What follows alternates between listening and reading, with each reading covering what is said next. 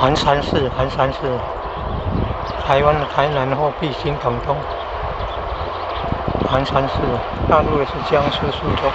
你看稻穗很快就稻穗一片金黄，这叫一起稻作。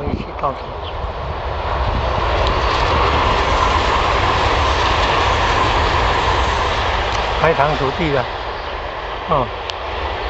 埋藏土地了，还有猪要买啊，到那个新宁广场里面，比较靠近堤防，有一栋好像3楼资材室填那个申请单，刚刚北上